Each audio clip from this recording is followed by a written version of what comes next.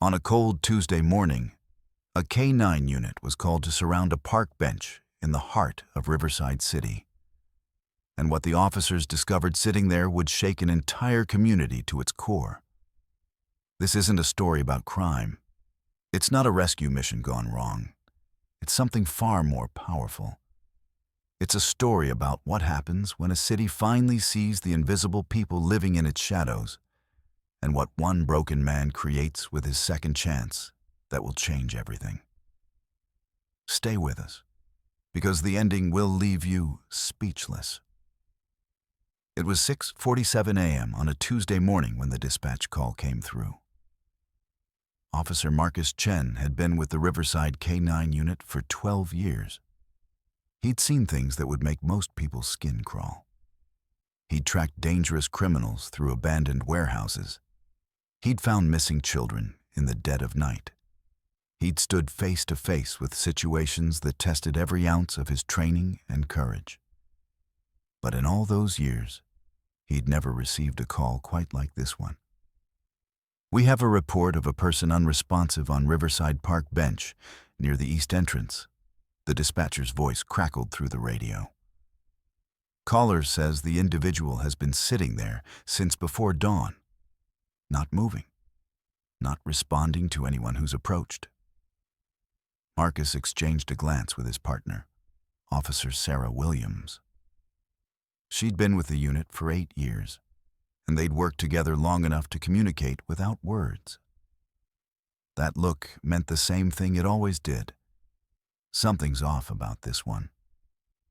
Sarah was already moving toward their vehicle. Scout, a 75-pound German shepherd with a coat the color of burnished copper, trotting beside her. Marcus grabbed Ghost, his own K-9 partner, a younger dog with sharper instincts and an almost supernatural ability to read human emotion. Ghost's ears perked up immediately. He could sense the shift in energy, the urgency that wasn't quite panic, but wasn't routine either. The drive to Riverside Park took 8 minutes. Riverside Park was supposed to be the jewel of the city. It had walking trails that wound through oak groves. It had a playground where children laughed and played.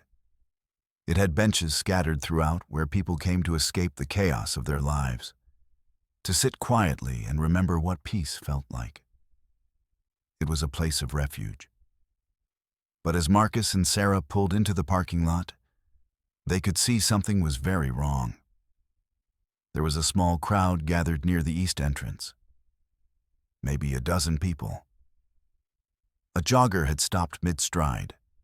An elderly woman with a shopping bag stood frozen. A man in a business suit was on his phone, probably calling 911. And sitting on the bench, completely motionless, like a statue carved from stone, was a figure that made both officers immediately understand why people had called for help. The man on the bench wasn't moving at all. His head was bowed, his hands rested on his lap.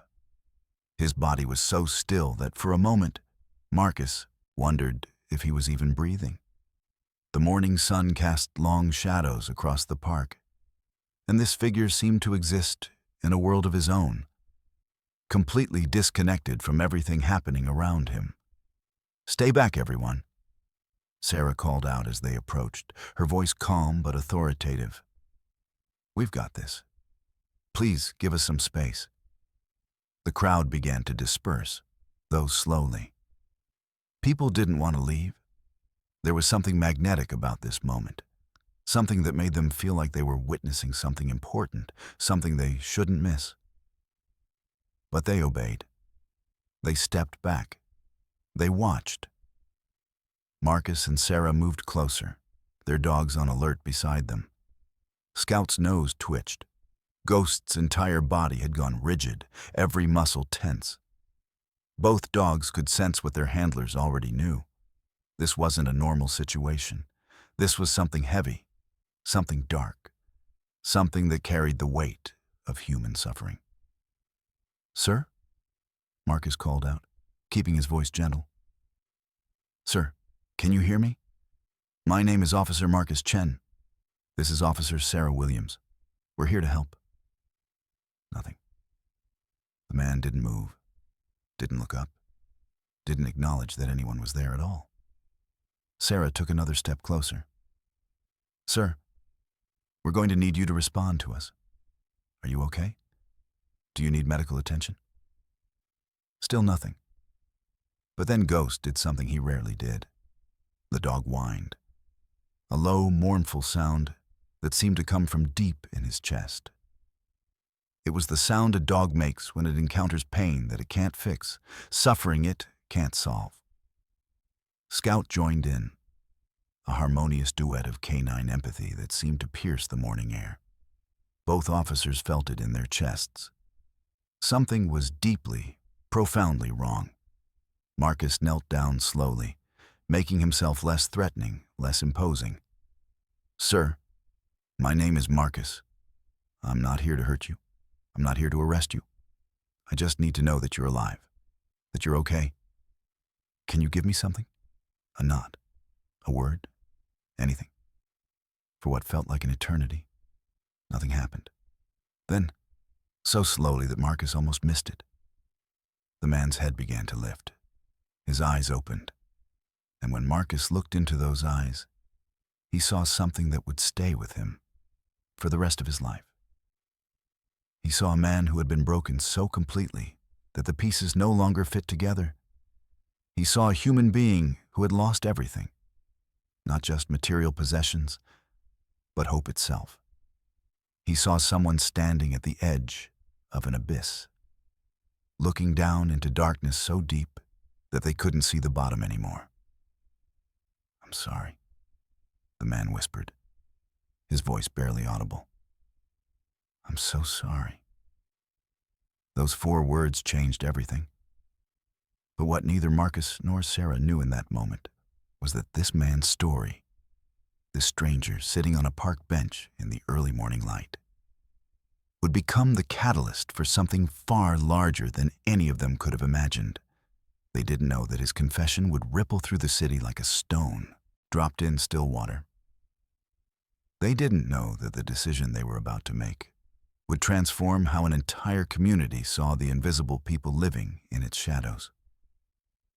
All they knew was that they had to listen.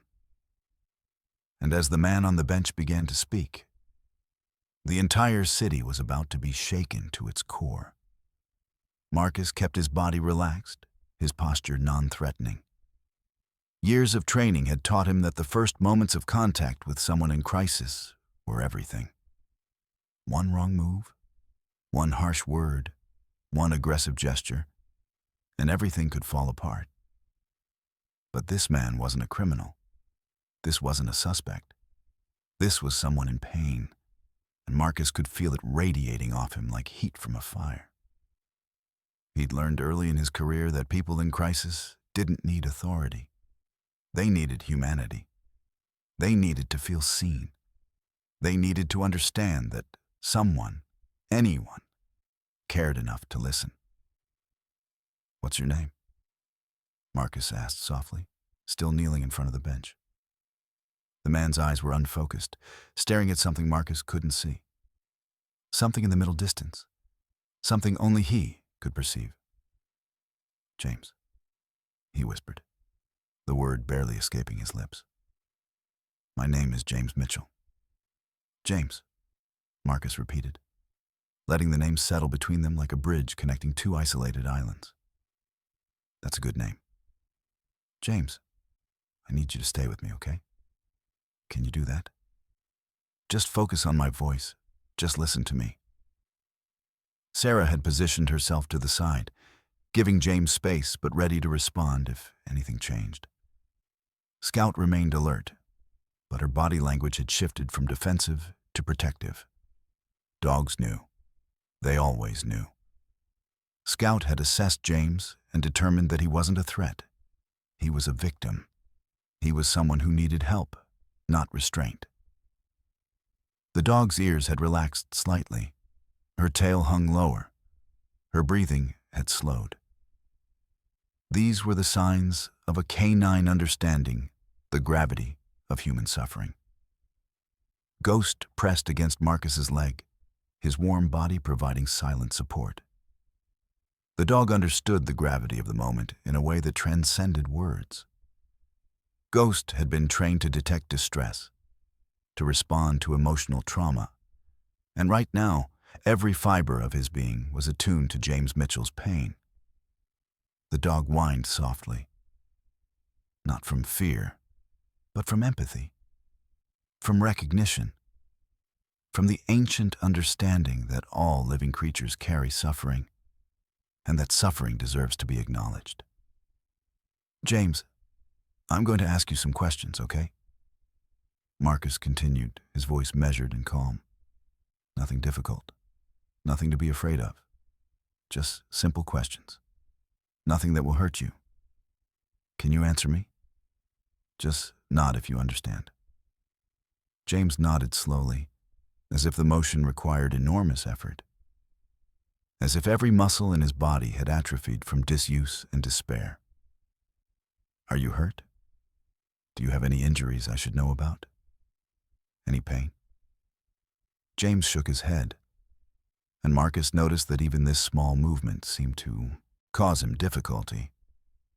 His neck moved stiffly, as if his body had locked up from sitting in the same position for too long.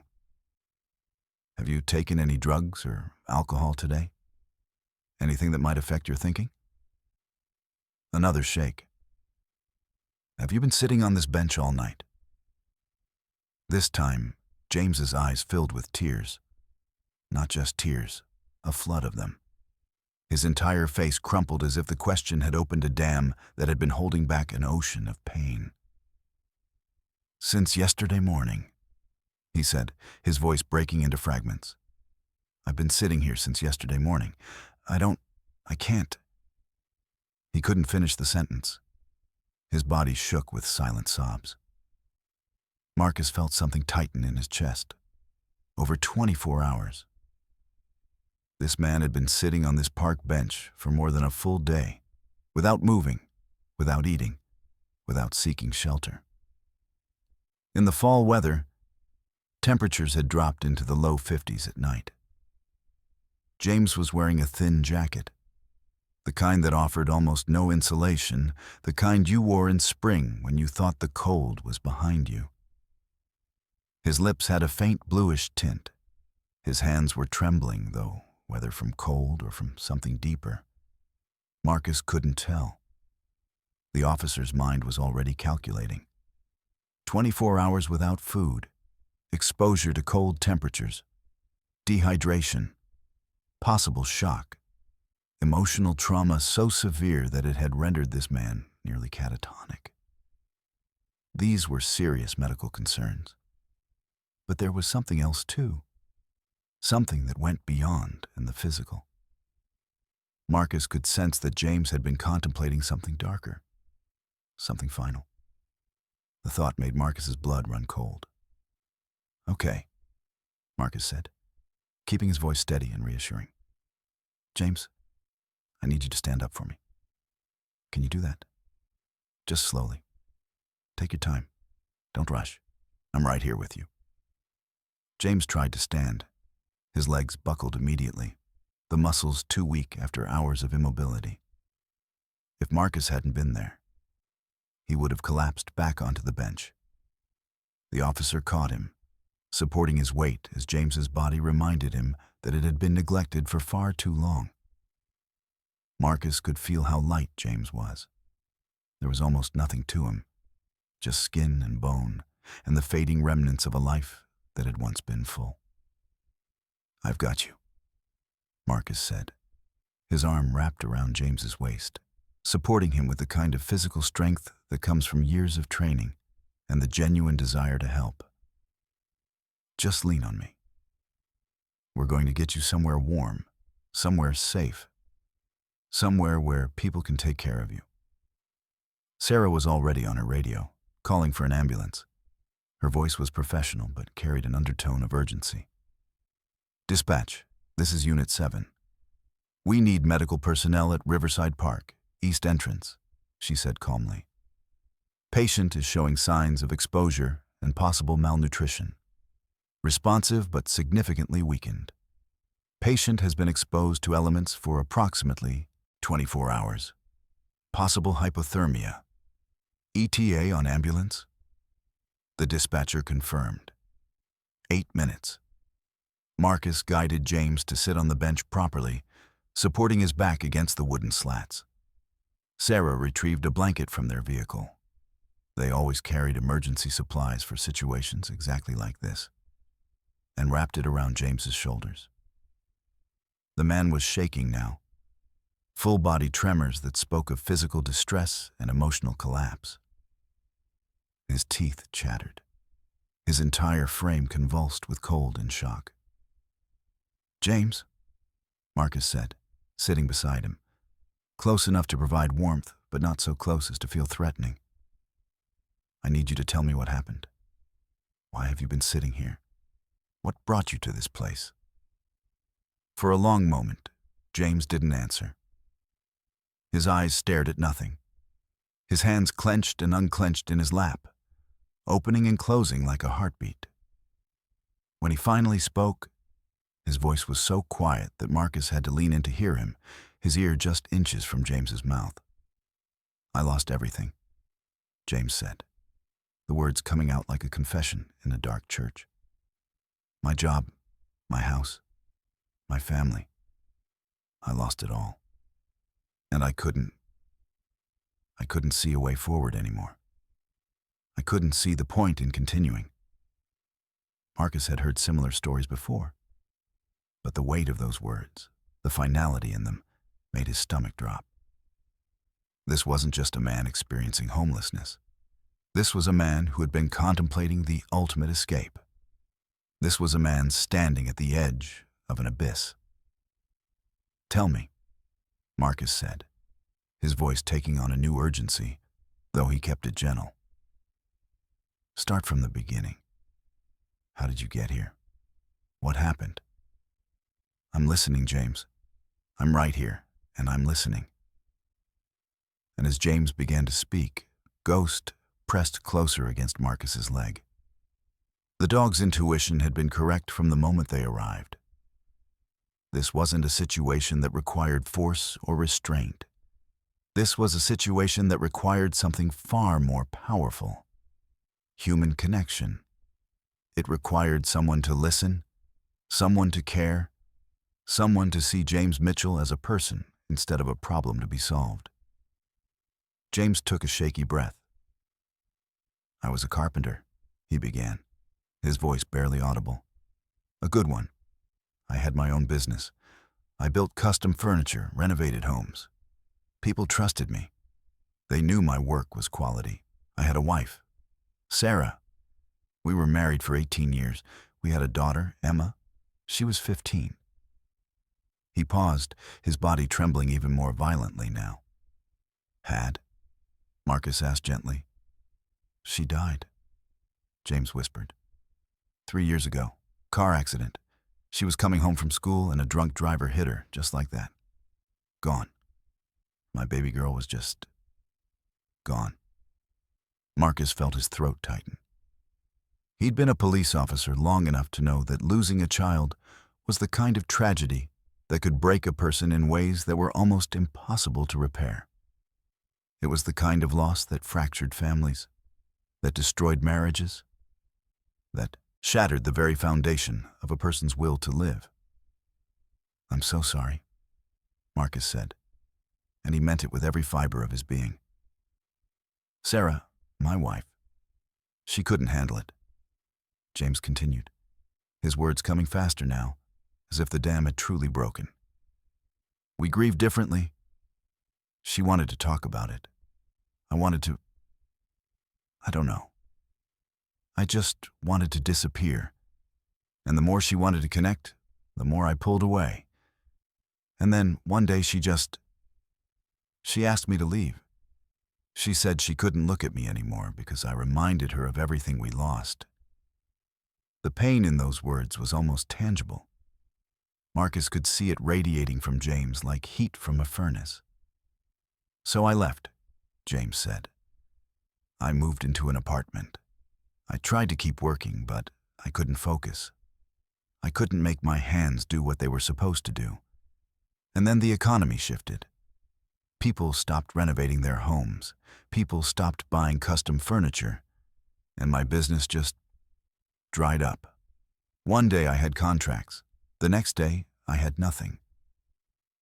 Sarah was making notes, documenting everything: the time, the location, James's condition, his statements. This was protocol. This was procedure. But there was something else in her eyes, too. Something that went beyond protocol. Something that said she understood that this moment mattered, that this man mattered, that his story deserved to be heard and preserved and shared. I lost the apartment, James continued, his voice becoming even quieter. I couldn't pay rent. I tried to stay with friends, but I wore out my welcome. I tried shelters, but they were so full, and there were rules, and I couldn't function anymore. And then I found myself out on the streets. And the streets are a different world, officer. You don't understand until you're living it. You're invisible. People look right through you. You're less than human to them. You're a problem. You're something to be avoided. The ambulance sirens were getting closer, their wail piercing the morning air. I tried, James said, his voice breaking again. I really tried. I went to job interviews looking like a homeless man, and nobody would hire me. I tried to get help from social services, but the waiting lists were months long. I tried to reconnect with Sarah, but she'd moved on. She was dating someone new, and I couldn't see any way out. I couldn't see any reason to keep trying. So I came to this park, and I sat on this bench, and I sat here. Marcus understood now. James had come to this park to say goodbye. He had come here to make a final decision. And the only thing that had stopped him was the simple act of being seen. The simple act of someone caring enough to approach him. James, Marcus said as the sirens grew louder. I need you to know something. You're not alone anymore. Do you understand? You're not alone. And your life still has value. You still have the ability to create beauty in this world. You're a carpenter. You build things. That's a gift, James. That's something that matters. James looked at Marcus, and for the first time, there was a flicker of something in his eyes. Not hope exactly. James had lost hope a long time ago. But maybe the faintest possibility that hope could exist again. Maybe the smallest crack in the wall he'd built around his heart. Maybe the tiniest seed of a reason to continue living. The ambulance pulled into the parking lot, lights flashing in urgent rhythm, sirens wailing their desperate song. The paramedics rushed over with their equipment and their training and their practiced efficiency. They assessed James's vital signs. They checked his temperature. It was dangerously low. They checked his blood pressure and heart rate. They wrapped him in additional blankets. They prepared him for transport. They moved with the kind of purposeful urgency that came from understanding that this was a medical emergency. But as they were loading him into the ambulance, James reached out and grabbed Marcus's arm with surprising strength. Why? James asked, his voice urgent now, almost desperate. Why do you care? You don't know me. I'm nobody. I'm nothing. Why are you helping me? I don't deserve help. I'm a failure. I lost my daughter. I lost my wife. I lost my business. I lost everything. Why would you waste your time on someone like me? Marcus looked into those broken eyes and saw a man who had been told, by circumstance, by society, by his own mind, that he was worthless. A man who had internalized the message that he didn't matter. A man who had been invisible for so long that he'd almost disappeared entirely. Because you matter, Marcus said simply, his voice carrying absolute conviction.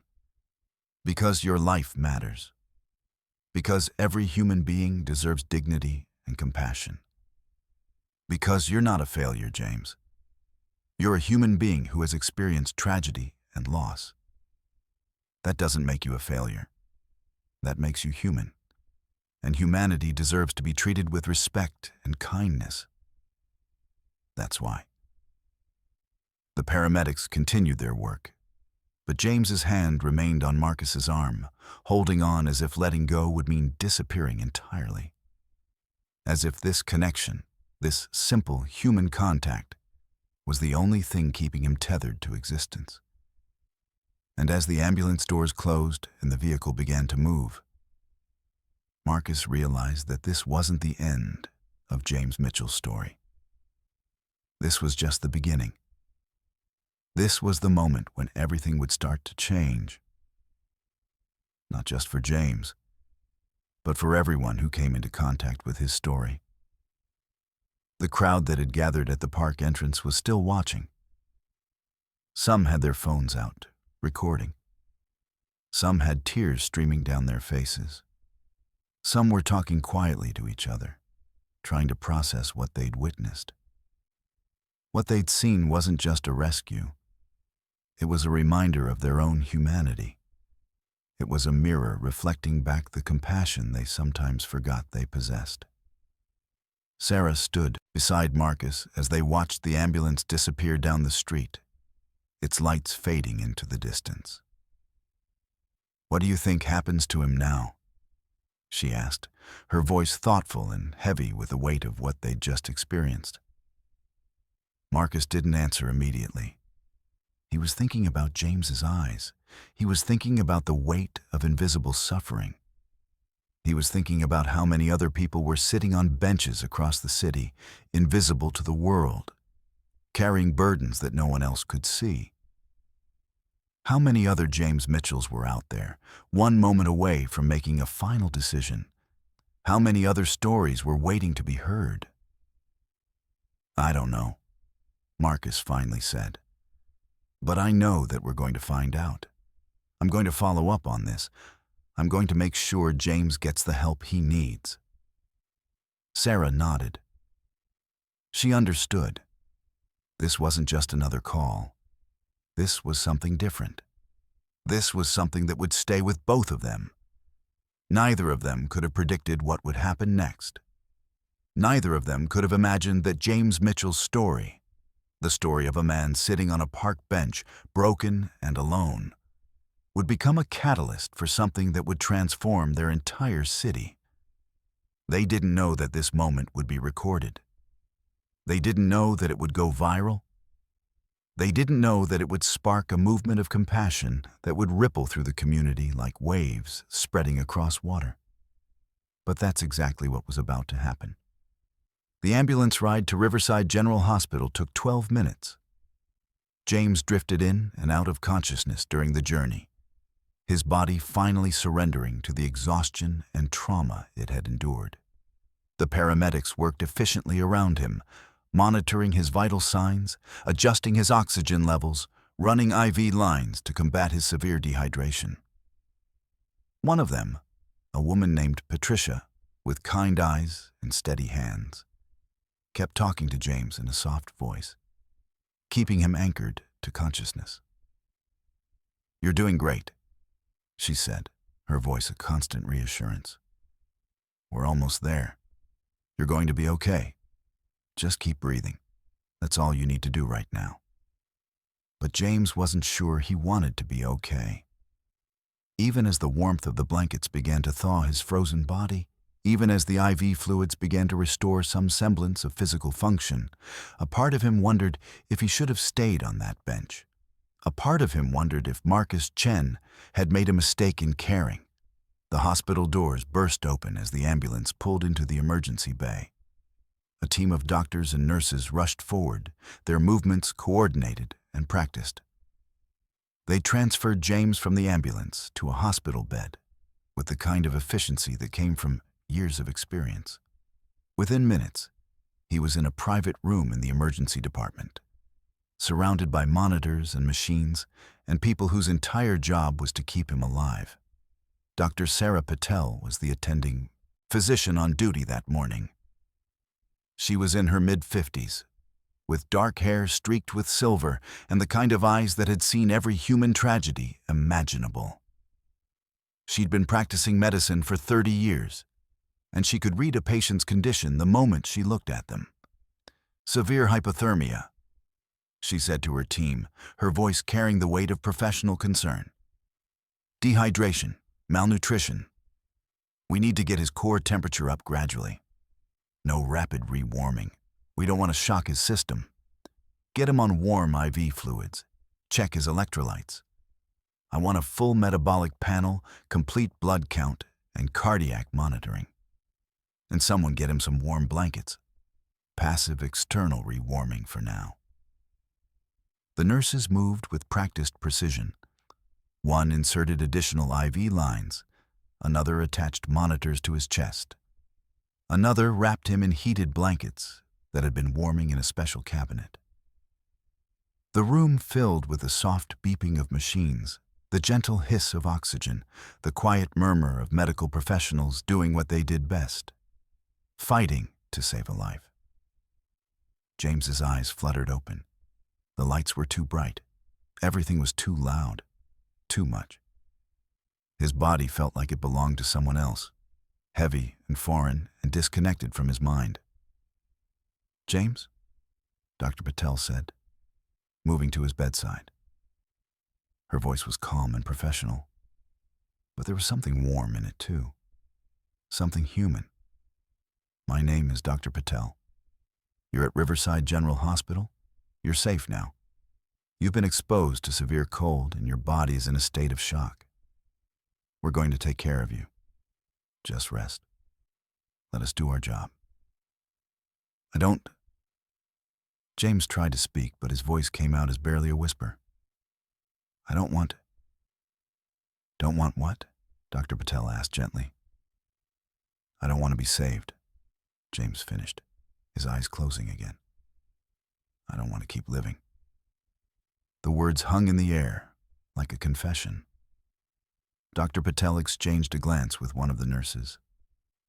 This wasn't unusual. Suicidal ideation was common among people experiencing homelessness and severe depression. But it was still serious. It still required intervention. "We'll talk about that later," Dr. Patel said, her voice carrying a firmness that was kind but unmistakable.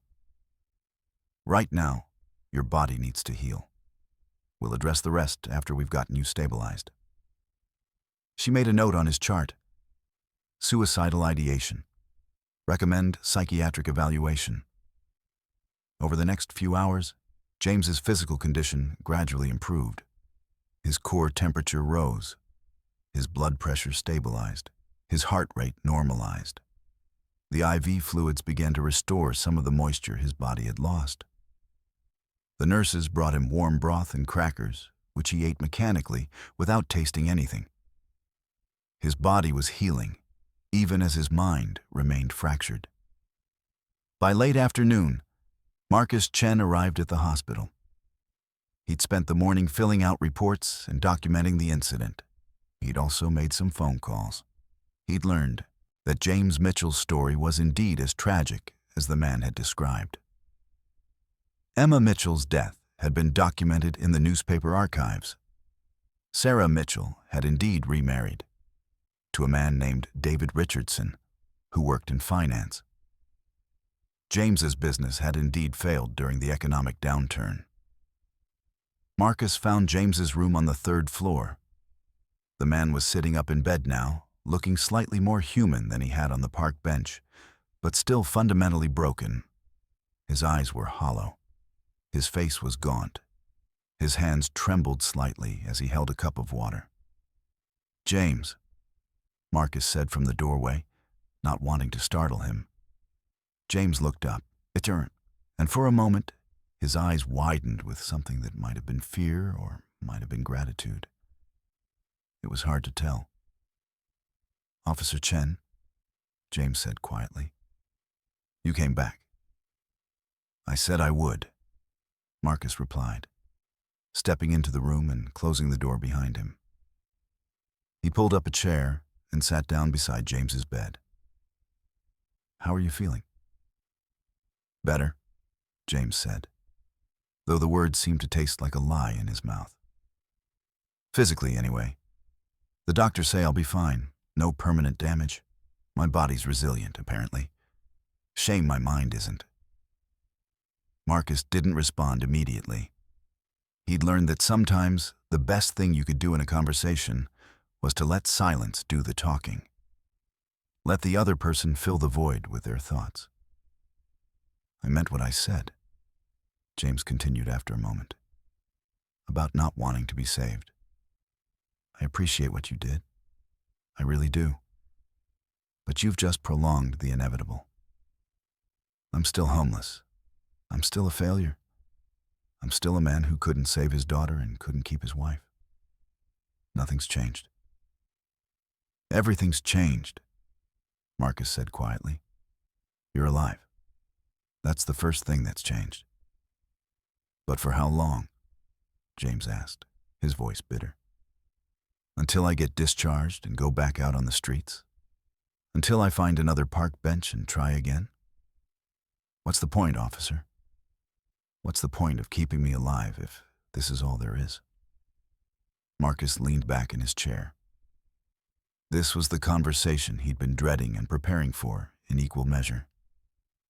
This was the moment where he had to convince a broken man that life was worth living. I want to tell you about someone, Marcus said. His name is David Hernandez. Do you know who that is? James shook his head. He was homeless for 7 years, Marcus continued. 7 years on the streets. He lost his job. His family abandoned him. He was addicted to alcohol. He was suicidal. He spent multiple nights in places like this hospital, being patched up and sent back out into the world. And one day, someone cared enough to not just save his life, but to actually help him rebuild it. What happened to him? James asked, his voice carrying a note of skepticism. He got sober, Marcus said. He got into a job training program. He found work. He's been employed for 5 years now. He lives in his own apartment. He volunteers at a homeless shelter, helping other people who are in the situation he was in. He's made a difference in the world, James. And none of that would have happened if someone hadn't cared enough to save his life when he was sitting on a park bench, ready to give up. James was quiet for a long moment. That's a nice story, he finally said. But that's not me. I'm not David Hernandez. I'm James Mitchell, and my story is different. Is it? Marcus asked. Or are you just telling yourself that it is? Because from where I'm sitting, your story isn't over yet. You're still here. You're still alive. That means there's still time to write a different ending. Before James could respond, there was a knock on the door. A woman in her mid-50s entered, a woman with kind eyes and a professional demeanor. Her name was Margaret Torres, and she was the hospital's social worker. James, she said, pulling up a chair on the other side of his bed. I'm Margaret Torres. I'm a social worker here at the hospital, and I've been assigned to help you figure out your next steps. Officer Chen told me a bit about your situation. I want to help you find housing, get you connected with mental health services, and help you figure out a path forward. Are you willing to work with me? James looked at her, then at Marcus, then back at Margaret. Why? He asked. The same question he'd asked Marcus in the ambulance. Why does anyone care? I'm just another homeless guy. There are hundreds of us in this city. Why waste your time on me?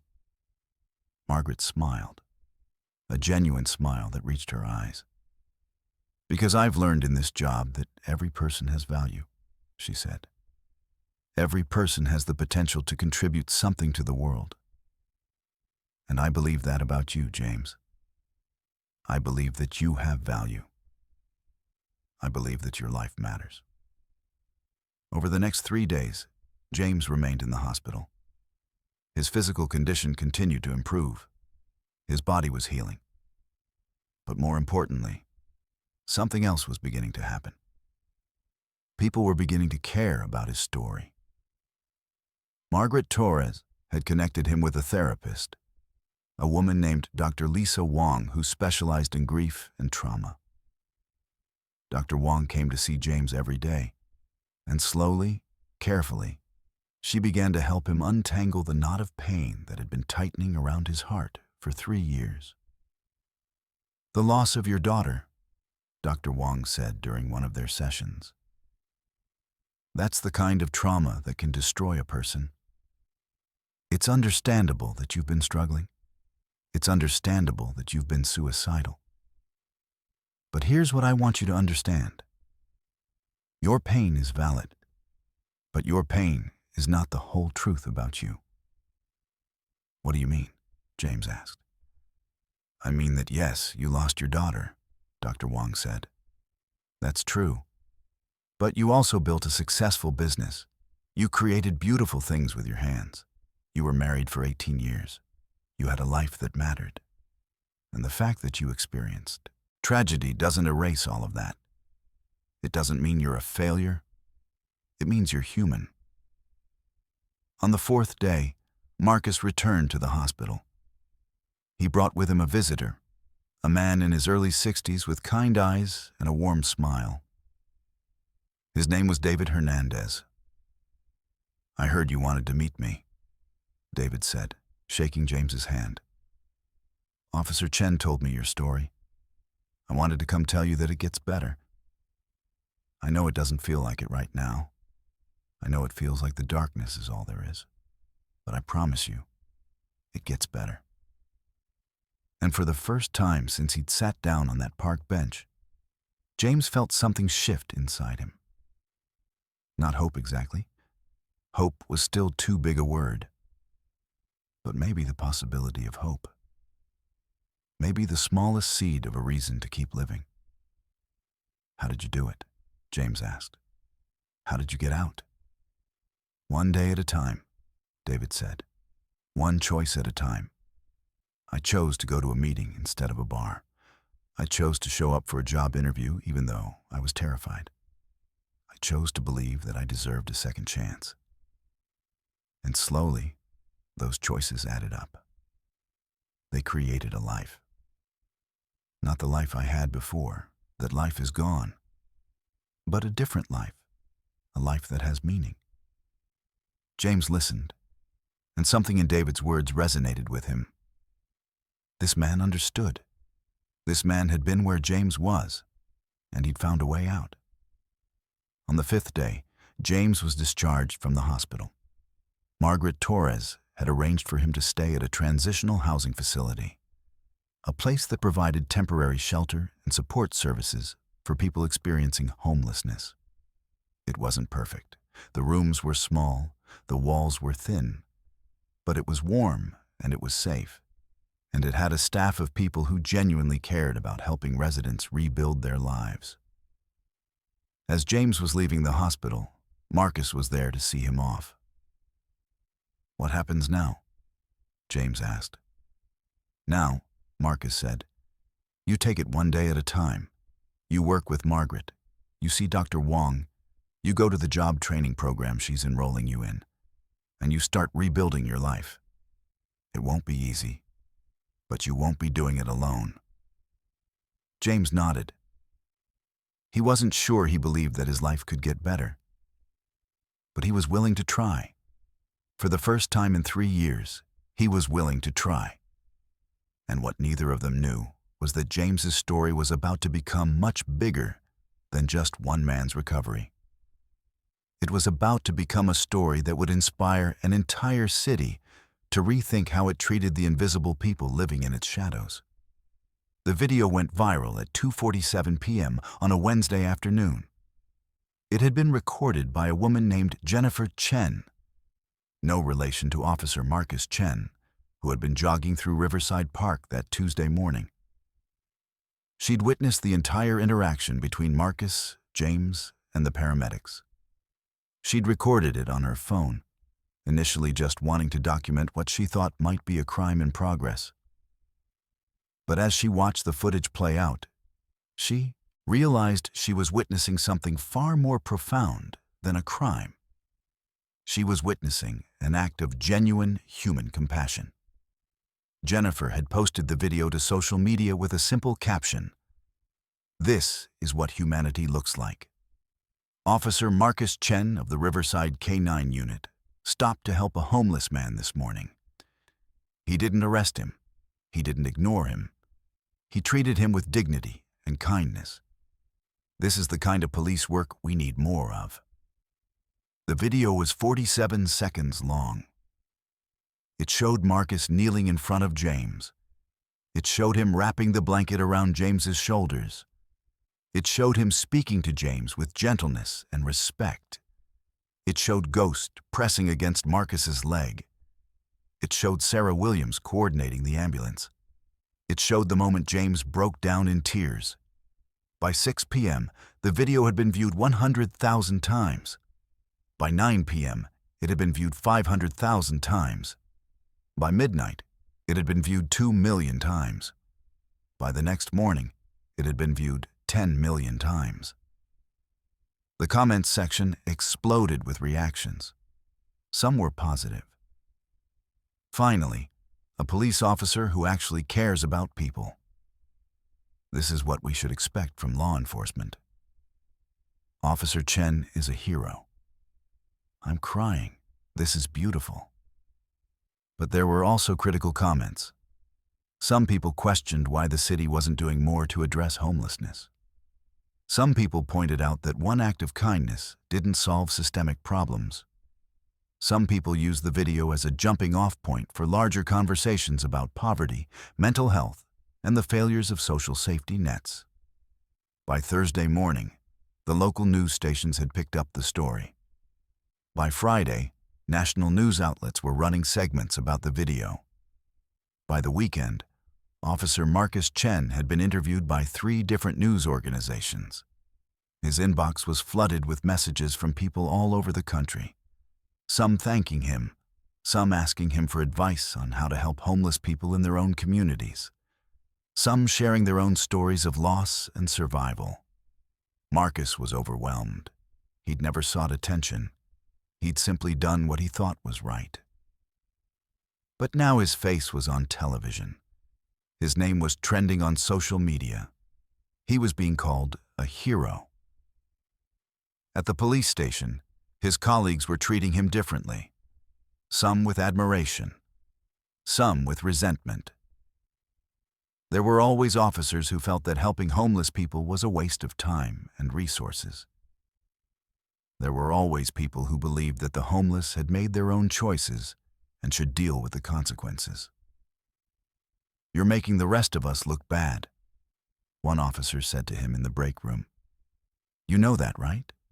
You're making it seem like we should all be out there giving blankets to vagrants and treating them like they matter." Marcus didn't respond. He'd learned long ago that you couldn't change people's minds through argument. You could only change them through example. But the video had done something else too. It had sparked a conversation in the city about homelessness. It had forced people to confront the reality that there were human beings living on the streets, and that those human beings deserved compassion. The mayor's office called. They wanted to use the video as part of a new initiative on homelessness. They wanted Marcus to be the face of a campaign to increase funding for homeless services. Marcus agreed, though he was hesitant. He didn't want to be a symbol. He just wanted to help people. Meanwhile, James Mitchell was watching his own life transform. The video had been picked up by local news, and when reporters started digging into the story, they found him. They wanted to interview him. They wanted to know his story. At first, James was reluctant. He didn't want to be a spectacle. He didn't want his pain to be entertainment for people scrolling through their phones. But Margaret Torres convinced him that his story could help others. "There are thousands of people out there who are in the same situation you were in," she told him. "If your story can help even one of them understand that recovery is possible, that's worth doing." So James agreed to an interview. The local news station sent a crew to the transitional housing facility where James was staying. They filmed him in his small room, sitting on the edge of his bed. He looked healthier than he had on the park bench, but the trauma was still visible in his eyes, in the way his hands trembled slightly as he spoke. "I was ready to die," he said into the camera, his voice steady but heavy with emotion. "I had lost everything that mattered to me. My daughter, my wife, my business, my home. I couldn't see any reason to keep living, and I made a decision to end it all. I went to that park bench and I sat down, and I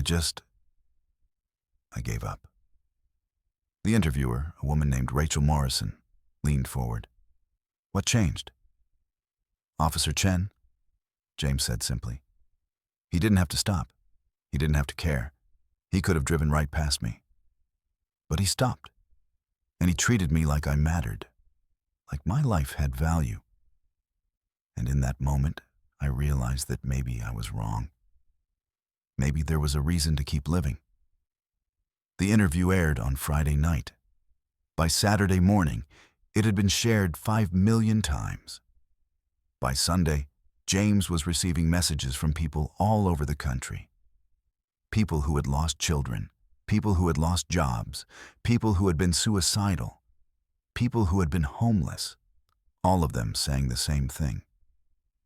"Your story gave me hope. Thank you." One message came from a woman in Portland, Oregon. Her name was Sarah Chen, a different Sarah than James's ex-wife. She had lost her son to suicide 5 years earlier. She wrote, "I wish someone had been there for my son the way Officer Chen was there for you. Thank you for surviving. Thank you for sharing your story. You're helping people." James read that message and wept. Not tears of despair this time, but tears of purpose. For the first time since Emma's death, he felt like his life could mean something. The transitional housing facility where James was staying became a focal point for media attention. Reporters wanted to interview residents. They wanted to understand what homelessness looked like up close. The facility's director, a man named Robert Williams, was initially concerned about the disruption. But he quickly realized that the attention was actually helping. Donations started pouring in, not just money, but supplies. Blankets, clothing, food, books, hygiene products. The facility's funding, which had always been precarious, suddenly became more secure. Other organizations in the city started reaching out, wanting to collaborate, wanting to share best practices. The city council approved an emergency appropriation of $5 million for homeless services. The mayor announced a new initiative called Housing First, which would focus on getting people off the streets and into stable housing as quickly as possible. And at the center of all of this was the image of Officer Marcus Chen kneeling in front of a broken man, treating him with dignity and compassion. But not everyone was happy about the attention. There was a segment of the population that saw the homeless as a problem to be managed, not people to be helped. There were business owners who complained that homeless encampments were bad for their storefronts. There were residents who didn't want shelters in their neighborhoods. There were people who believed that helping the homeless was enabling them, that tough love was the only thing that would motivate them to get their lives together. Online, the backlash was fierce. Comment sections filled with angry posts. "This is what's wrong with society. We're coddling people who should be taking responsibility for themselves. Officer Chen is wasting taxpayer money on people who don't deserve it. The homeless are criminals. They should be arrested, not helped." But for every negative comment, there were 10 positive ones. For every person who opposed helping the homeless, there were 10 people who were inspired by Marcus's example and wanted to do more. 1 week after the video went viral, Marcus received a phone call from the police commissioner. Officer Chen, the commissioner said, his voice formal but warm. I'm calling to inform you that you're being recommended for the Medal of Valor. Your actions on Tuesday morning exemplify the highest ideals of law enforcement: compassion, integrity, and a genuine commitment to serving all members of our community. Marcus was stunned. Sir, I was just doing my job. I was just helping someone who needed help. Exactly, the commissioner said. And that's why you deserve recognition. In a profession where we're often criticized for our failures, you've shown us what success looks like. You've shown us what it means to truly serve and protect. I'm proud of you, Officer Chen. The Medal of Valor ceremony was held 2 weeks later at City Hall. The mayor was there. The police commissioner was there. City council members were there. And standing in the front row, wearing a suit that Margaret Torres had helped him pick out, was James Mitchell. As Marcus stood on the stage receiving his medal, he looked out into the audience and made eye contact with James. And in that moment, something passed between them. A recognition of the profound impact that a single act of compassion could have. A recognition that their lives were now inextricably linked. A recognition that they were part of something bigger than themselves. After the ceremony, they stood together outside City Hall, the afternoon sun warm on their faces. How are you doing? Marcus asked. Better, James said. I'm in the job training program now. They're teaching me carpentry again. It's strange, using my hands for something constructive after so long. But it feels good. It feels like maybe I have a future. You do, Marcus said. You absolutely do.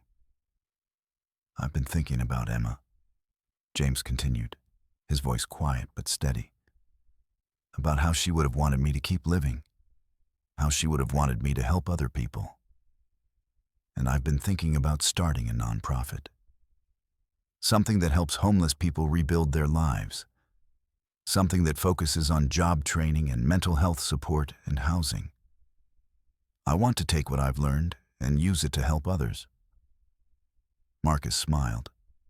That's a beautiful idea. I couldn't have done any of this without you, James said. Without you stopping that morning, without you caring.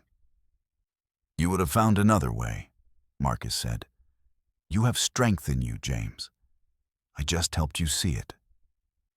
But they both knew that wasn't entirely true. The truth was that James had been ready to give up. The truth was that Marcus's intervention had literally saved his life. The truth was that sometimes all a person needed was for someone to see them, to acknowledge their humanity, to tell them that their life mattered. That night, Marcus went home to his apartment. His wife, Elena, had dinner waiting. She'd been supportive through all the media attention, though he could tell it was overwhelming for her too. How was the ceremony? She asked as they sat down to eat. Strange, Marcus said. I don't feel like a hero. I just feel like I did what anyone should do. But not everyone does, Elena said. That's what makes you different, Marcus. That's what makes you special. Marcus nodded, but he was thinking about James. He was thinking about the thousands of other people sitting on park benches across the city, invisible and forgotten. He was thinking about how much more work needed to be done. One video, one act of kindness, one person saved. It was a start, but it wasn't enough. The real work was just beginning. 3 months after the video went viral, something unprecedented was happening in the city. What had started as a single act of compassion had blossomed into a full-fledged movement. The hashtag #JacquesSee See Them See Me had been adopted by thousands of people who were working to combat homelessness and poverty in their communities. Volunteers were organizing food drives, clothing distributions, and mental health awareness campaigns. Local businesses were donating supplies and services. The city council had passed 3 new ordinances aimed at addressing homelessness, and funding for social services had nearly tripled. But perhaps most significantly, James Mitchell's nonprofit organization, which he'd named Second Chances, had officially launched. The organization's mission was simple but powerful: to provide comprehensive support to people experiencing homelessness, with a focus on job training, mental health services, and transitional housing. James had recruited a small but dedicated team. Margaret Torres, the social worker who had helped him at the hospital, had agreed to serve as the organization's director of client services. Dr. Lisa Wong, his therapist, had signed on as a consultant to help develop mental health programming. And David Hernandez, the man who had visited him in the hospital, had become the organization's job training coordinator. The first office was small, a converted storefront in a neighborhood that had seen better days. The walls were painted a warm beige. There were comfortable chairs in the waiting area. There were inspirational quotes on the walls. "Your past does not define your future. You are worthy of love and support. Recovery is possible." On the day Second Chances officially opened, there was a ribbon-cutting ceremony. The mayor was there. Officer Marcus Chen was there. Local news outlets covered the event. But what struck everyone most was the genuine emotion in the room. The sense that something important was happening, that lives were about to be changed. James stood at the podium, looking out at the gathered crowd. He was nervous. Public speaking had never been his strong suit. But he took a deep breath and began. "3 months ago, I was sitting on a park bench," he said, his voice steady. "I had lost everything. I had lost my daughter. I had lost my marriage.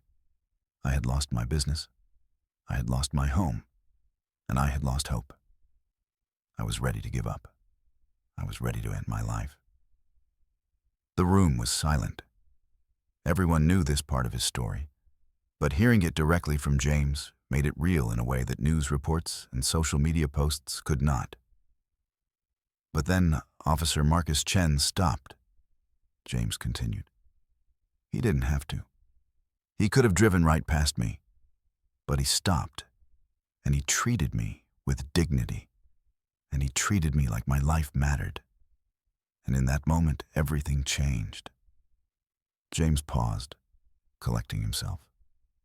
His eyes were glistening with tears, but his voice remained strong.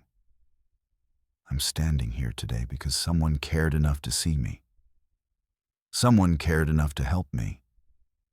And now, I want to spend the rest of my life doing that for other people." Second Chances is about giving people the opportunity to rebuild their lives.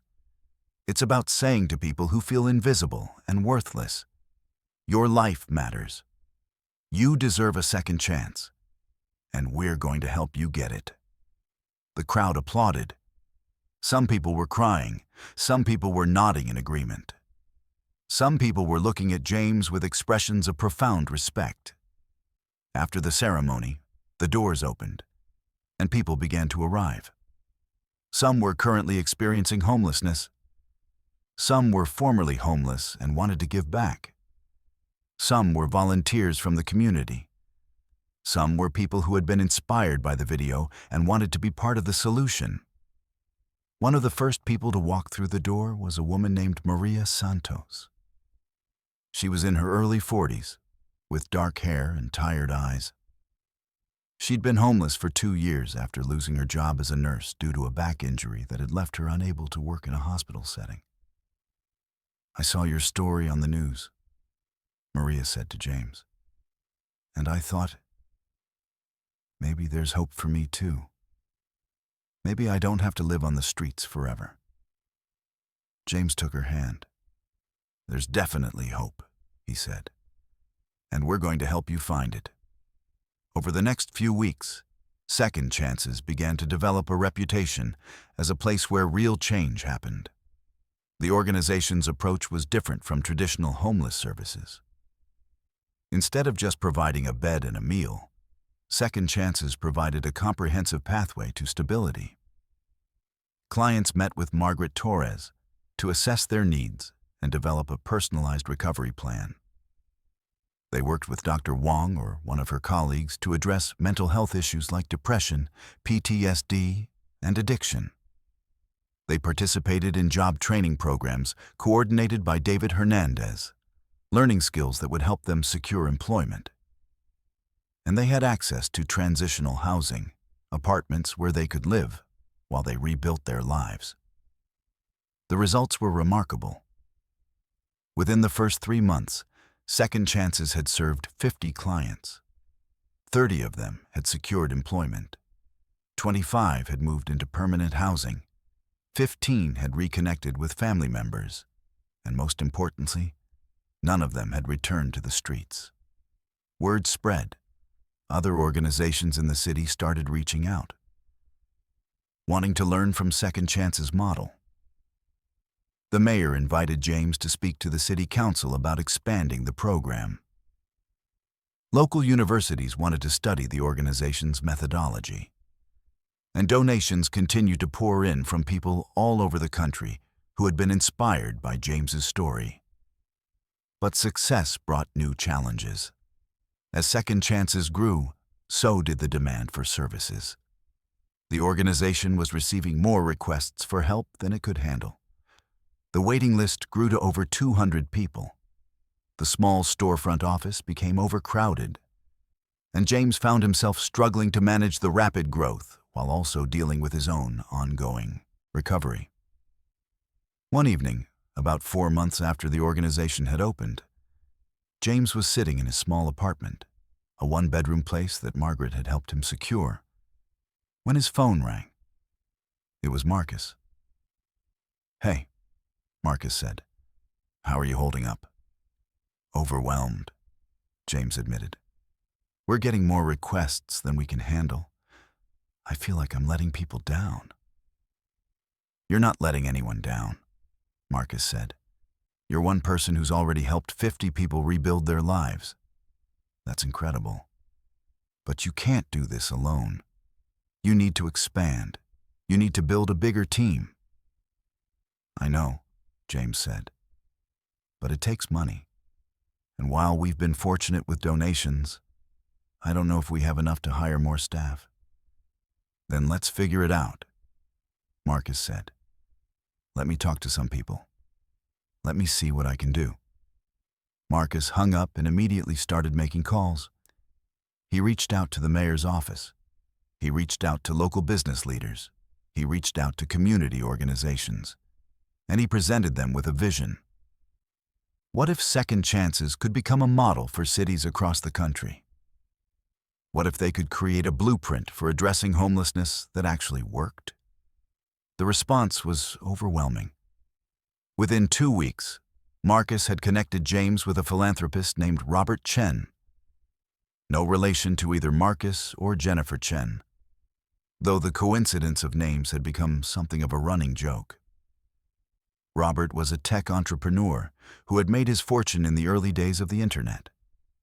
He'd also lost a son to suicide, and he was passionate about mental health and homelessness issues. Robert agreed to donate $2 million to Second Chances, with the condition that the organization use the money to expand its programs and document its methodology so that it could be replicated in other cities. "I want to see this work everywhere," Robert told James during their first meeting. "I want to see your story inspire change across the country. But that's only going to happen if we can show that your model works, and if we can help other organizations adopt it." With the influx of funding, Second Chances was able to expand rapidly. They hired additional staff. They opened a second location in a different neighborhood. They developed a comprehensive training program that they could share with other organizations. And they began to document their work. tracking outcomes, measuring success, and publishing their findings in academic journals. But as the organization grew, James began to experience something unexpected: burnout. He was working 60-hour weeks. He was constantly traveling to speak at conferences and meet with potential donors. He was dealing with the emotional weight of hearing hundreds of stories of loss and trauma. And underneath it all, he was still dealing with his own grief over Emma's death. One day, about 6 months after Second Chances had opened, James broke down in his office. He was alone, going through client files, when suddenly the weight of everything hit him. He found himself crying, deep, gut-wrenching sobs that seemed to come from somewhere deep within his soul. Dr. Wong found him there 20 minutes later. She'd stopped by the office for a meeting and had heard him through the closed door. "James," she said softly, sitting down beside him. "What's happening?" "I can't do this," James said, his voice breaking. "I'm trying to help all these people, but I'm falling apart. I'm not okay. I thought that if I just kept moving, if I just kept helping other people, I could outrun my own pain. But I can't. The grief is still there. Emma is still gone. And I'm exhausted." Dr. Wong handed him a box of tissues and waited for him to compose himself. "You're experiencing what's called compassion fatigue," she said gently. "It's very common among people who work in helping professions. You're carrying the weight of everyone else's trauma on top of your own, and you haven't given yourself permission to fully grieve your daughter." "But people need me," James protested. "Second Chances is helping people. I can't just step back." "I'm not saying you need to step back entirely," Dr. Wong said. "But you do need to take care of yourself. You need to set boundaries, you need to delegate more, and you need to give yourself permission to grieve. Because, James, your grief is valid, your loss is real, and you deserve to process it fully, not just push it aside in service of helping other people." That conversation marked a turning point for James. He started working fewer hours. He delegated more responsibility to Margaret and David. He started seeing Dr. Wong twice a week instead of once a week. And he began to allow himself to feel the full weight of his loss. One day, about 7 months after Second Chances had opened, James did something he hadn't done since Emma's death. He visited her grave. The cemetery was peaceful, quiet. Emma's grave was in a section that overlooked a small pond. James brought flowers, white roses, Emma's favorite. He sat down on the grass in front of the headstone and just sat there. He didn't pray. He didn't speak. He just sat with his daughter's memory. And slowly, something shifted inside him. The grief was still there. It would always be there. But it was no longer consuming him. It was no longer the only thing he could feel. Alongside the grief, there was also gratitude. Gratitude for the years he'd had with Emma. Gratitude for the memories they'd shared. And gratitude for the fact that her death, as tragic as it was, had ultimately led him to a place where he could help other people avoid the kind of despair he'd experienced. "I'm going to make your life matter, Emma," he said quietly to the headstone. "I'm going to help people. I'm going to make sure that your death leads to something good." He sat there for another hour, just being present with his grief and his love for his daughter. And when he finally stood up to leave, he felt lighter. Not healed. Healing wasn't something that happened all at once, but lighter, more at peace. Meanwhile, Marcus was experiencing his own evolution. The Medal of Valor ceremony had been the beginning of a shift in how Marcus was perceived within the police department. Some officers still resented him. but many others were beginning to see him as a model for what good policing could look like. The department had started a new program called Community Connection, which trained officers in de-escalation techniques and mental health crisis intervention. And Marcus had been asked to lead the program. He was teaching officers that homeless people weren't criminals to be arrested. They were human beings in crisis who deserved compassion and support. He was teaching them that sometimes the most important thing you could do as a police officer was to connect someone with services rather than arrest them. He was teaching them that seeing people's humanity wasn't weakness, it was strength. One day, about 8 months after the video had gone viral, Marcus received a visitor at the police station. It was a young man named Thomas, probably in his early 20s. He was clean, well-dressed, and nervous. "Officer Chen?" Thomas asked. "I'm Thomas Martinez. I wanted to thank you." Marcus looked at him, confused. "Have we met before?" "No," Thomas said, "but you helped my father. His name is Miguel Martinez. He was homeless for 3 years. He was suicidal. And then he saw your video. He saw what you did for that man, James Mitchell. And he thought maybe there was hope for him too. So he went to Second Chances, and he got help. And now he's working. He's living in his own apartment. He's rebuilding his relationship with me and my mom. And it's all because of you. Because you cared enough to help a stranger." Marcus felt tears welling up in his eyes. This was why he did what he did. This was why it mattered. "I'm glad your father's doing well," Marcus said. "But he did the hard work. I just helped him see that recovery was possible." "Still," Thomas said, "I wanted you to know. I wanted you to know that what you did, it ripples out. It affects more people than you realize." After Thomas left, Marcus sat at his desk for a long time, thinking about the video, thinking about how a 47-second recording of him doing what he thought was simply his job had changed so many lives, thinking about how one act of compassion had sparked a movement. He pulled up the video on his computer and watched it again. He watched himself kneeling in front of James. He watched Ghost pressing against his leg. He watched the moment when James broke down in tears. And he realized that this video, this moment captured on someone's phone, had become something much bigger than he'd ever imagined. It had become a symbol of what was possible when people chose compassion over judgment. A symbol of what could happen when someone saw another person's humanity. A symbol of the power of one person to make a difference. And it was only the beginning.